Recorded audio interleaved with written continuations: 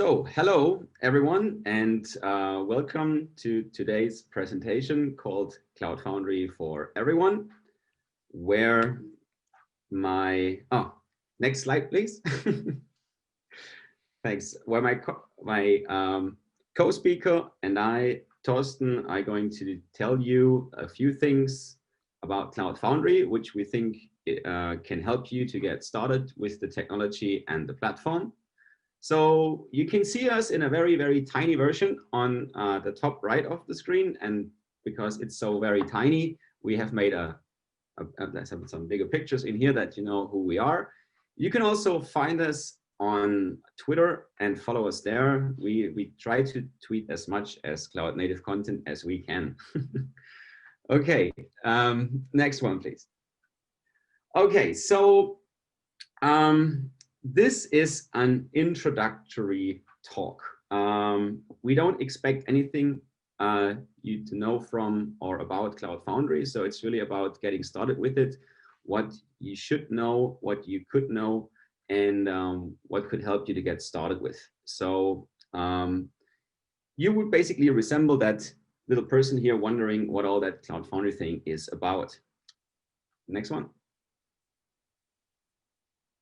So in one of my roles besides working at NovaTec, I'm teaching cloud native software development at university. And I did an experiment with two students once that I knew had a bit of a background in programming, but not necessarily microservices, or they were not aware. I knew they were not aware of container technology and all that.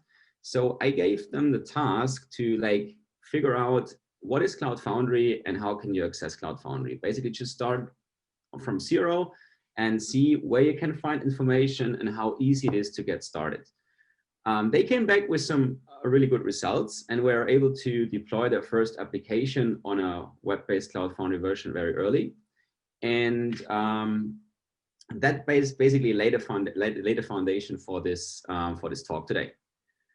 So what are we going to do? Next one.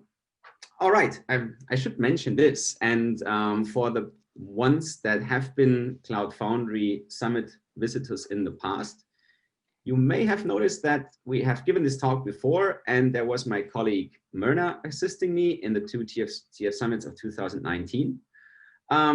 She would love to join us today, but unfortunately she couldn't. I probably should say fortunately she couldn't, because she just had a baby. And so that brought in our friend Thorsten, who has been with us at the CF Summits before. And so we wish her all the best, and hoping for her that she can join us in the future again. All right, next one. Or basically, I think at that point, I will give the the voice over to Thorsten for the next part of the talk. Our intended takeaways for you from this talk is that you know or learn where you can get information about Cloud Foundry and what are the basic technology principles which are under the hood of Cloud Foundry. You will learn how to use how the Cloud Foundry CLI can work for you, and even though that the Cloud Foundry CLI exists.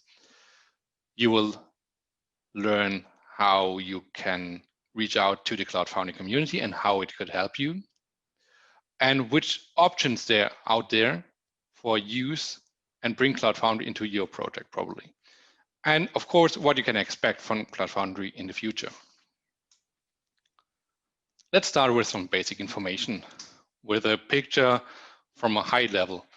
So there's you, the developer, who is pushing your application code to Cloud Foundry by using Cloud Foundry CLI push command. And Cloud Foundry will do something to make the application accessible to your consumers by a URL. So the something is maybe interesting for you or maybe not. There will be a lot of magic under the hood how the application will be accessible for your consumer. Let's have a more detailed look what happens when you hit the CF push command. Your application will be put into a container. A container is called a droplet in this Cloud Foundry world. And first of all, the container starts with a build pack, and on top of that build pack, your application code will be put. So the build pack will do a lot of things.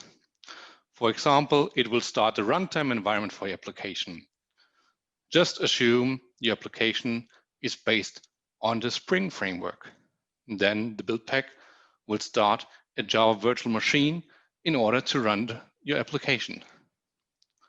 Let's further assume that your application is using a SQL database and a message broker.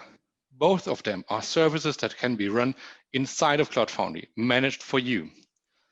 The build pack can bind that service to your application and will take care of injecting credentials and configuration into your application almost automatically.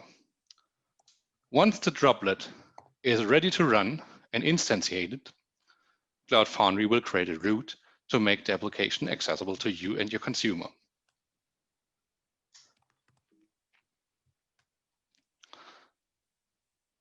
There are there are three ways to use Cloud Foundry and run Cloud Foundry.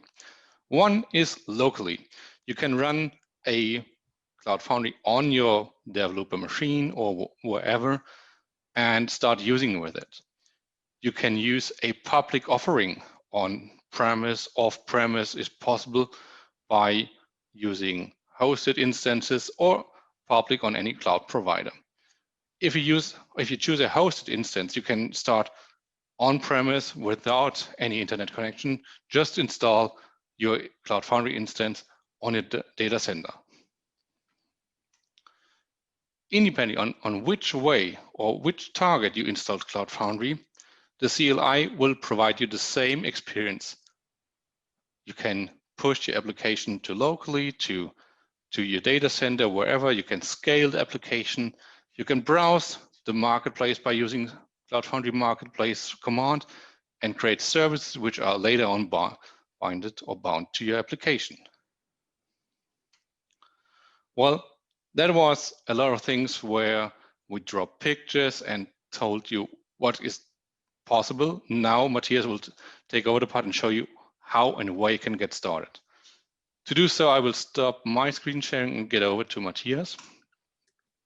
All right, give me a second. Okay, so now I will try to capture the screen sharing here. And I hope you can all see my screen now. Now, there are a couple of community resources that you can leverage to get started with Cloud Foundry. Most helpful one, most likely, is the Cloud Foundry Slack that you can join, of course, for free.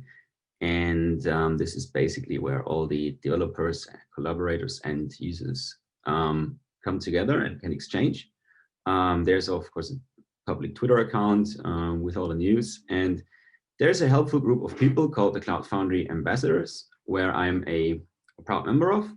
So you can find a list of those also on the website and reach out to them individually, and they will very likely be able to help you forward. Now, to try Cloud Foundry, I will probably switch from a presentation to a kind of live mode. So this is the Cloud Foundry website. As you can access that, on the top there are the news about the Kubernetes integrations. This is something I'm definitely going to talk about later. And if you scroll down a little, there's the tutorials and training section. Going here will take you to this tutorials page.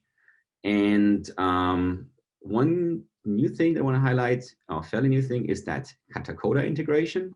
So if you don't know what Katacoda is, this is like the training platform from O'Reilly. Within that, you can open up a browser-based shell and access various training scenarios. Cloud Foundry is one of them. So you don't need to install any code whatsoever. The terminal is right there for you. Just before I start here, I want to kick up something in the background that I want to show you later on.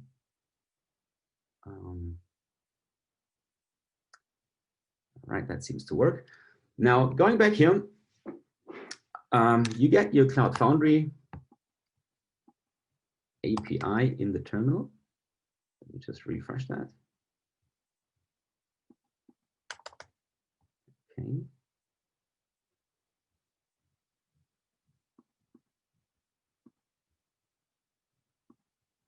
Okay, that looks better. So you have your Cloud Foundry command line right here. And there are some guidance steps that you can follow here, but you can, of course, do all the things that you want to try out yourself. There is a little sample application in here. So this is basically your quickest path to get your first CF push done. It's basically opening a web page. I think you have to register, but you can do that with existing GitHub or Google credentials whatsoever. It doesn't cost anything. And then as you can see here, you don't need really to do anything and can use the platform straight away. There's a sample service that you can use for binding, and to get your first steps, this is probably the quickest way to do. Now, the application is already running. So if I do a CF apps, I also get a URL. So it's not just like built into the browser for interacting with the UI. You can also run your application there. So that's definitely easy. Now going back here into that slide deck, we've covered that. We've seen that live. So there's still a couple of provider options where you can try Cloud Foundry on a public PaaS level. Unfortunately, the Pivotal web services platform is being sunset. So this one goes away as one of the options, but the other ones still persist. So if you've been using that one, it would be now a good time to migrate that. But of course, they're still investing heavily in the development of new Kubernetes-based options, which basically brings us right to the next chapter. So if you look at Cloud Foundry and Kubernetes in the past, to the very left, when they were very like separate technologies with a certain functional overlap, this has changed over the years, especially through the Irene and Quarks technology, and have now come out with two projects with them in a fairly stable maturity level. So there's kubecf and CF for Kate, which uses the Paketo build packs on the cover. This is kind of a spin-off project of the organization. It's not really an own platform, but it uses the Cloud Foundry technology to build standardized containers that you can use for Kubernetes directly. But the CF for Kate also uses that under the hood. Now, why am I telling you all this? It's because there are so many easily accessible Kubernetes offerings, either like on your local machine or from designated cloud platform providers. Most of them have like free trial tiers or things like that that you can easily use to roll out your Cloud Foundry platform there and start playing around. So this would probably be the next step or the next logical step after you have done your first initial steps on Katacoda. Now, what I tried to do in the meantime, when I switched over to that screen, was kicking off a Cloud Foundry for Kubernetes deployment on a Microsoft Azure environment.